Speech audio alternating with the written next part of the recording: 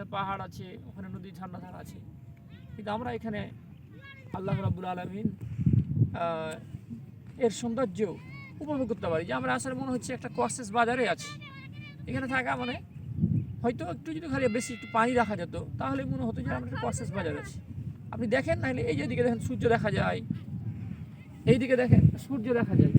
হ্যাঁ আঙ্কেল, সূর্য দেখতে পাইছি আমরা অনেকক্ষণ পর, আলহামদুলিল্লাহ। আলহামদুলিল্লাহ, আমরা অনেক প্রতীক্ষায় ছিলাম যে জানা যায় হয়তো আমরা সূর্যের কারণে আমরা না আসার কারণে আমরা অনেক কিছু দেখতে পাচ্ছিলাম না। আকাশটা মেঘলা ছিল, আমাদের হয়তো দেখা হবে না বলে আমরা ভাবছিলাম। আমাদের উপর অনেক কিছু দয়া করেছেন, এই মুহূর্তে তিনি আলোটা দিয়ে আমাদেরকে একটু দেখাচ্ছেন, দেখো যে পদ্মা তোমার কাছাকাছি চলে এসেছো। এই জন্য আমরা আল্লাহর কাছে যদি আশা করি, আমরা চাই, তো আল্লাহ কিন্তু আমাদেরকে অবশ্যই তিনি তার সৃষ্টি সম্পর্কে করবেন এবং তিনি সহযোগিতা করবেন। কতদিন পর আসলেন আঙ্কেল আপনি এই পদ্মা দেখতে? আমি সেই 2013-14 দিকে আসা হয়। অনেক দিন পরে আসলেন তাহলে। আপনি কি তখন দেখেছিলেন এত বড় পদ্মা? পর্দা তখন পর্দা বেশি ছিল, এখন একটু চর বেশি পড়ে, এখন পর্দা বড় লাগতেছে আর কি। পর্দার আমি মনে হচ্ছে পর্দা একটু ইন্ডিয়ার দিকে চলে গেছে মনে হচ্ছে, আমার মনে হচ্ছে। হ্যাঁ, যতটুকু মনে হচ্ছে, হয়তো আমরা সামনে আরেকটু আগিয়ে গেলে হয়তো পর্দার চর এই যে পার হয়ে, আর দেখা যাক আমরা আগাই। হ্যাঁ, আমরা আগাতে পারি।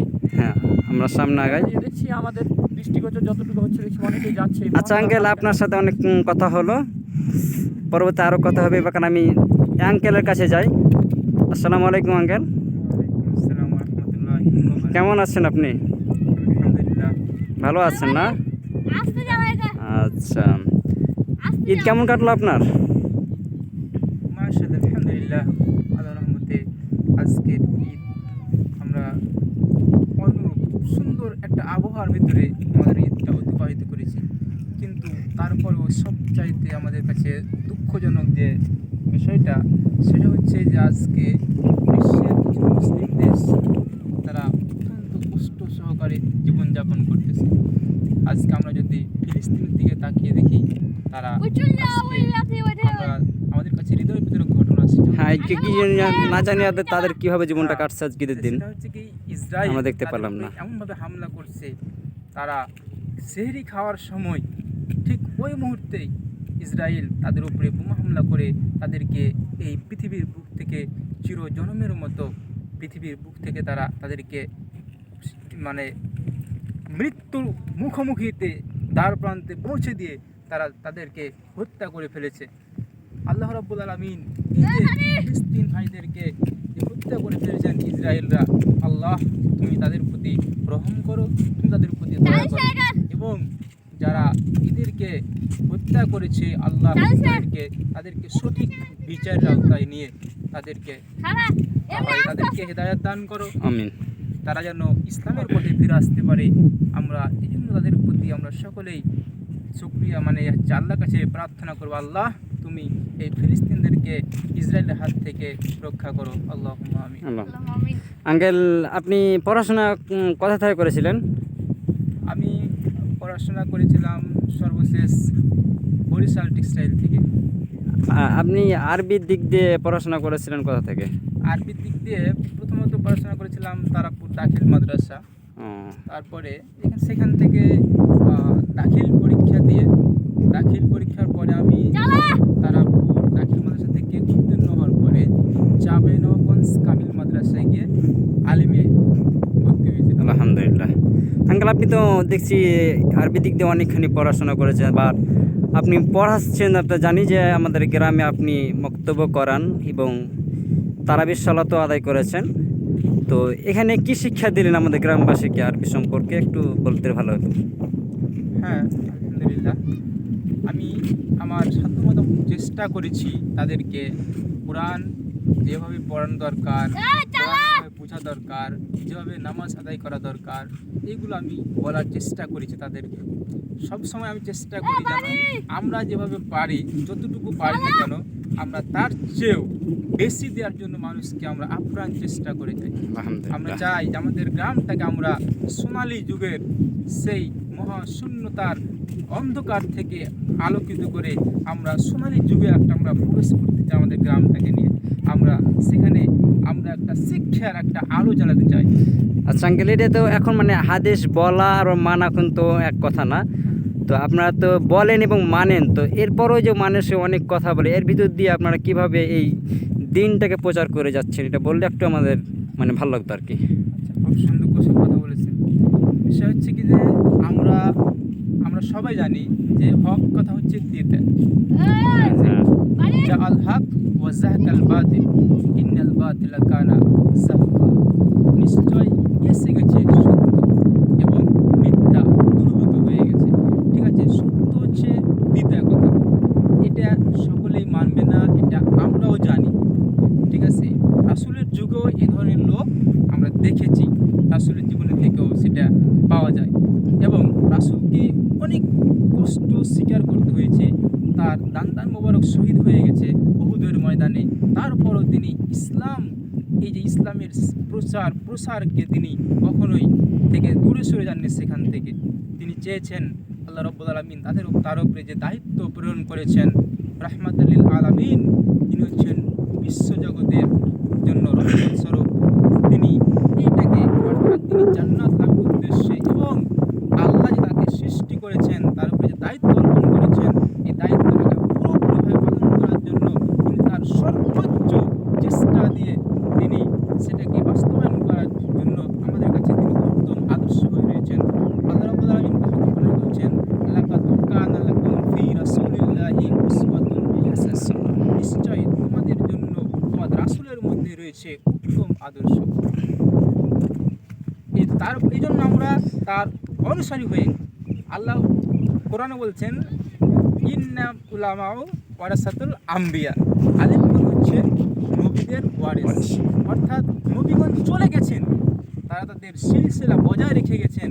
নবীদের ওয়ারিস হচ্ছে তারা যেভাবে যে কাজ করেছেন তার দেখানো পথেই এই আলেমরা তাদের মানুষজনকে তারা কি করেছে, এই আলো পথে দেখানোর জন্য তারা অনেক পরিশ্রম করে সহি হাদিসগুলো যাচাই বাছাই করে বলার চেষ্টা করতেছে।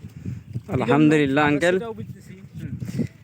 সুন্দর লাগলো আমাকে কথাগুলো শুনে।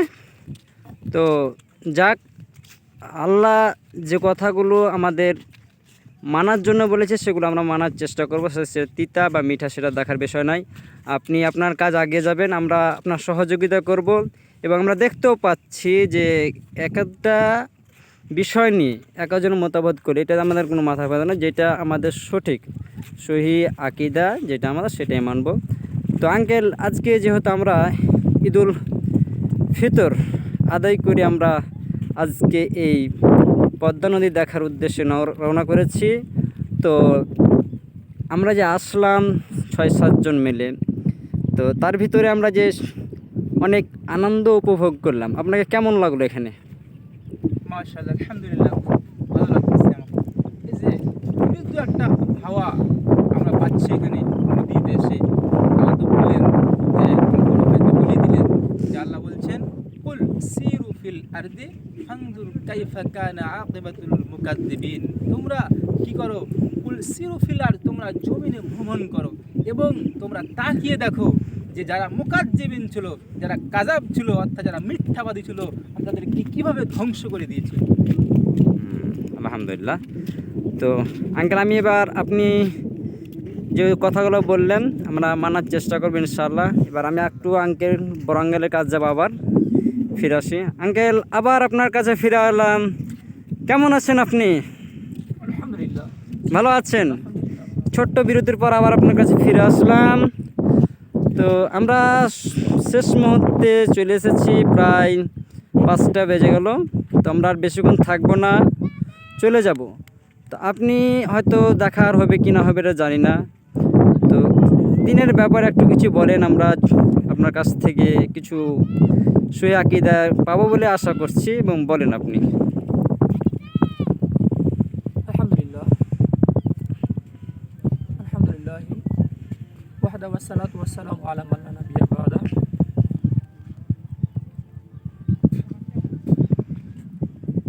আল্লাহ রাব্বুল আলামিন বলেন যে মাসালুল জান্নাতিল্লাতী উইদাল মুত্তাকুন, মুত্তাকিনের জন্য জান্নাতের ব্যবস্থা করা হয়েছে। এবং আল্লাহ তাআলা বলছেন যে দুনিয়াতে যারা এসেছে, যারা শুধু খায় এবং ঘুমায় না, তাদের সম্পর্কে আল্লাহ তাআলা পবিত্র কোরআনুল কারিমে বলছেন যে এই দুনিয়ায় তাদের জন্য নিদর্শন রয়েছে। তারা এই সমস্ত জায়গা এবং আল্লাহর সৃষ্টিগুলোকে তারা দেখে শুনে পর্যবেক্ষণ করার পর তাদের মাথা নিচু হয়ে চলে আসবে এবং বলবে, রব্বানা মা খালাকতা হাযা বাতিলান সুবহানাকা ফাকিনা আযাবান নার। যে হে আমার রব, হে আমাদের প্রতিপালক, মা খালাকতা, আপনি সৃষ্টি করেননি, হাযা বাতিলান, এগুলোকে খামাখা সৃষ্টি করনি। এবার বিশাল সমুদ্র, আকাশ, নদী, জমি। আকাশ, তারপরে বিশাল চর, পাহাড়, পর্বত, গাছপালা, এগুলা খামাখা সৃষ্টি করেন। এগুলা নাস্তিক্যবাদী যারা, যারা আল্লাহ সম্পর্কে ভালোভাবে কোরআন হাদিসে যাদের সঠিক জ্ঞান নেই, তারা বলে এটা প্রকৃতি তেমনি হয়েছে, প্রকৃতি তেমনি হয়, এটা কেমন হয়? আল্লাহ তাআলা আমাদেরকে, এই পৃথিবীর অবশ্যই একজন সৃষ্টিকর্তা আছেন, যিনি এত সুন্দর করে এই পৃথিবীকে তার মনোরম মানে মনোসংযোগ করে তিনি তার মনের মতো করে সাজিয়েছেন পৃথিবীকে। তিনি শুধু এই পৃথিবী সাজিয়েছেন সেটাই না, এভাবে সপ্ত আসমান এবং জমিনের কথা আমরা কোরআন মাজিদে আল্লাহ রাব্বুল আলামিন বলেছেন। এবং মুসলিমদের আকীদা, যারা ইসলামকে বিশ্বাস করে, তারা ঠিক সেটাকেই বিশ্বাস করে। এবং আল্লাহর জমিন এবং পৃথিবী কত বড়, আমি সামান্য বাংলাদেশটা কিছুটা ভ্রমণ করেছি, আচ্ছা, আমি তাতে তাতে একটু কথা সংযোগ করতে চাই, সেটা হচ্ছে হ্যাঁ, আঙ্কেল বলেন, বলতে। ইসলামিক গান শুনে থাকি। ও আকাশ কেন নীল তুমি, ও রাত কেন আধার তুমি, কোথায় তোমার মোহনা, কোথায় তোমার ঠিকানা, কোথায় তোমার মোহনা, কোথায় তোমার ঠিকানা, কোন সে প্রেমিক কেমন করে সাজিয়েছে এই ধরা, ফুলে ফুলে সবুজ শ্যামল হলো দিশে হারা। তারপর আমরা আরো বলতে পারি যে আমার তোমার সৃষ্টি যদি হয় এত সুন্দর, না জানি তাহলে তুমি কত সুন্দর, আলহামদুলিল্লাহ। আঙ্কেলের কাছ থেকে আমি একটা ইসলামিক সঙ্গীত শুনতে চাই। আশা করি আঙ্কেল একটা বলবেন শর্ট করে। আমরা যেহেতু নদী দেখার উদ্দেশ্যে যেহেতু আমাদের এই ভ্রমণটা, এই জন্য নদীর সম্পর্কেই আমার একটা ছোট্ট করে কয়েকটা কলি মনে পড়ছে। আলহামদুলিল্লাহ। বড় কিছু না, কারণ আল্লাহকে এখানে আসলে অনেক কিছু মনে পড়ে যায়, আল্লাহকে সম্পর্কে যতটুকু জানি। নদীর স্রোত ধারা বইছে কেন, পাখিরা কেন গাই গান, পাহাড়ি ঝর্ণা ঝরছে কেন,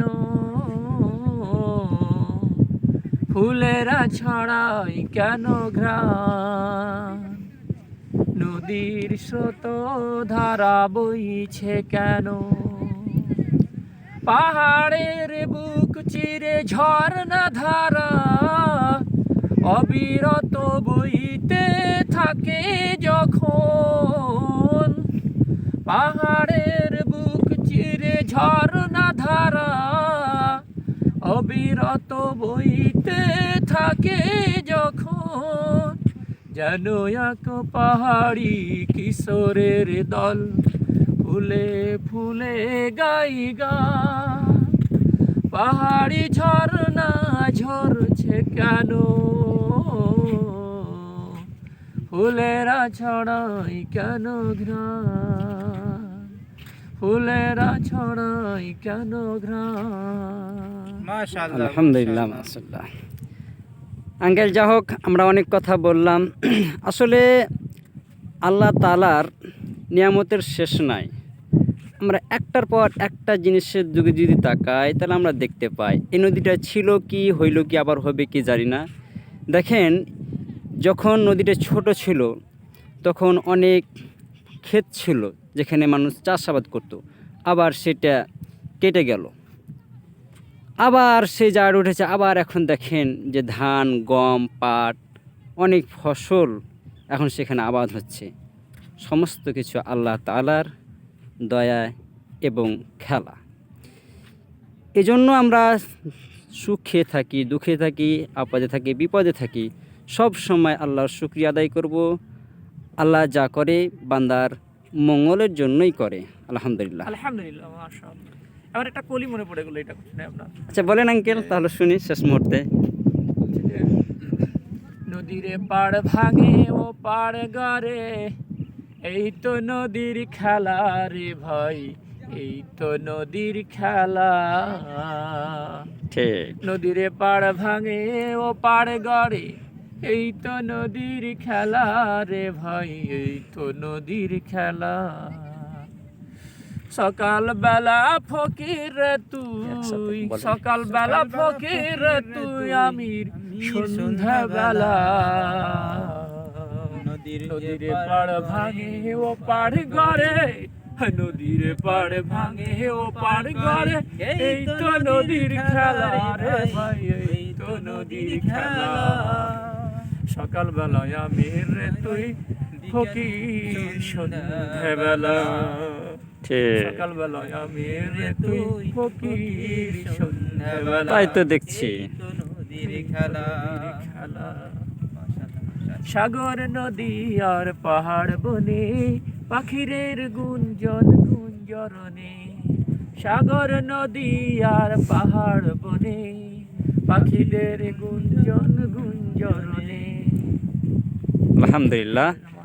আঙ্কেল আমরা অনেক কথা বললাম, এ পর্যন্ত আমরা আজকে বিরতি। আল্লাহ যদি কোনোদিন আসায় তবে আবার আমরা অনেক কথা বলবো এবং জানবো ইসলাম সম্পর্কে। সুবহানাকাল্লাহুম্মা ওয়া এই পর্বে বিহামদিকা, আমরা একটু শেষ করি, আমরা পরবর্তীতে আমরা জি। প্রস্তুতি বিষয় থাকে, যদি কিছু আমরা নিতে পারি। হ্যাঁ ইনশাল্লাহ আমরা পরবর্তীতে এটা বলবো এবং সেটা অনেকের মাঝে আমরা এটা দিব যেন সবাইকে বুঝতে পারে। একাই তো বুঝলে হবে না, ইসলাম তো একাই না, কারণ না, নিজে বোঝা এবং কারণ অপরকে রাসূল বোঝার সাল্লাল্লাহু জন্য। আলাইহি ওয়াসাল্লাম জি, বলেছেন, গান বলা হয় আর। এই যে একটা বাক্য যেন থাকলেও যে হ্যাঁ বলে পৌঁছে দেন। দাও। ঠিক আছে, আবার আলহামদুলিল্লাহ। আমরা আল্লাহ বলছেন হ্যাঁ। যে কু আনফুসাকুম ওয়া আহলিকুম নারা, তুমি নিজে বাঁচো এবং তোমার আহলকে বাঁচাও। পরিবার পরিজনকে জাহান্নামের আগুন জি জি, ওই জন্যই আমরা এরকম ছোটোখাটো একটা ভিডিও করে আমরা পারি সবার মাঝে ছড়িয়ে দিতে, যে তারাও যেন অল্প কিছু হলে, একটা বাক্য হলেও যেন তারা এখান থেকে কিছু শিক্ষা পায়। এবং আমরা শুধু যে ঈদ উপলক্ষে এরকম কোনো ভিডিও করব তা না, আমরা এটা চেষ্টা করব কোনো সপ্তাহে হোক বা কোনো মাসে হোক আমরা কিছু হাদিস কোরআন নিয়ে আলোচনা করে আমরা এই ফেসবুক পেজে হোক বা কোনো পেজে হোক আমরা দেবো, যেন সকলে একটু উপকৃত হয়।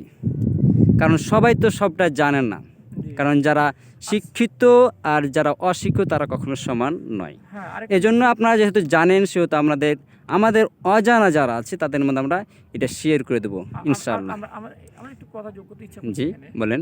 যদি আপনি মানে একটু সুযোগ দেন। হ্যাঁ বলেন বলেন। যে আমরা হয়তো চেয়ার টেবিলে বই খাতা নিয়ে বসলে বা ওখানে হয়তো বসতে যে ওয়াজ করলে খালি ওখানে মানুষ বলে আরে এগুলো হুজুরের কাজ করে হ্যাঁ। কিন্তু যদি আমরা এইভাবে আমাদের ঘোরা হলো একই সাথে মানে কিছু হ্যাঁ ইসলামিক কিছু বলা হলো। এরকম দৃশ্য সিনারি যখন তারা দেখবে, এগুলো তো প্রাকৃতিক সিনারি, জি। কারণ এগুলো তো মানুষের তৈরি করা কোনো সিন না, হ্যাঁ। এবং এটা আল্লাহর সৃষ্টি, এজন্য বুঝবে সৃষ্টি। যে এটা প্রাকৃতিক সিনারি। এখান থেকে অনেক এখান কিছু মানুষ- শিক্ষা আসা যাবে। হ্যাঁ, অনেক কিছু বুঝতে পারবে এবং ভালোভাবে সে খেয়াল করবে যে সত্যি আরে কি অসাধারণ বাংলাদেশের মধ্যে এরকম। যেমন আমাদের বাংলাদেশের প্রকৃতি সম্পর্কে নজরুল বলেছে, যদি একটা কলিতে বলা যায়, বলেন। এই সুন্দর ফল সুন্দর ফুল মিঠা নদীর পানি আল্লাহ তোমার মেহেরবানি, আল্লাহ তোমার মেহেরবানি। আলহামদুলিল্লাহ। এই শস্য শ্যামল এই এই সুন্দর ফল মিঠা নদীর পানি, আল্লাহ তোমার মেহেরবানি, আল্লাহ তোমার মেহেরবানি। আলহামদুলিল্লাহ আঙ্কেল, আসলে কথাগুলো বলার মতো আমাদের পরিবেশ নাই, এই জন্য আমাদের বলা হয় না। মানে কে কি বলবে না বলবে, অর্থাৎ কীভাবে কথা বলবো, আসলে আমাদের ছোটো থেকে গাইডলাইনগুলো নাই, এই জন্য আমরা কথা বলতে পারি না। আমাদের চাইতে যে কথা বলতে বেশি পারবে এমনটা না, কিন্তু আসলে আমাদের এটা একটা চর্চার ব্যাপার। আমরা যদি চর্চা না করি তাহলে আমরা কথা বলতে পারি। মানুষই তো বলছে, মানুষই এতগুলা মানুষকে আপনার কোরআনের এবং হাদিসের যে দাওয়াত দিচ্ছে, মানুষও দিচ্ছে, আর তো কেউ দেয় না। কারণ একমাত্র বিদ্যা অর্থাৎ জ্ঞান গ্রহণ করার শক্তি মানুষেরই আছে, আমরাও পারি। তবে আমাদের এটা একটা সুযোগের ব্যাপার আছে, যে কারণ যে পরিবার থেকে বা পরিবারের আত্মীয় স্বজন এরা যদি সুযোগ না দেয়, কারণ যে আমরা হয়তো কোনো কথা বলবো তার আগে হয়তো কেউ হয়তো মানে ছোটোভাবে দেখছে জিনিসটাকে, হ্যাঁ কি না পারবে না পারবে, এই জন্য আমাদের আসলে বলা হয় না। কিন্তু আমাদের যদি সুযোগ দেন তা আমরা অবশ্যই এরকম ছোটোখাটো ভিডিওগুলো করে সবার মাঝে আমরা ছড়িয়ে দেবো ইনশাল্লাহ। আসসালামু আলাইকুম, ভালো থাকবেন, সুস্থ থাকবেন। আসসালামু আলাইকুম। ওয়ালাইকুম আসসালাম।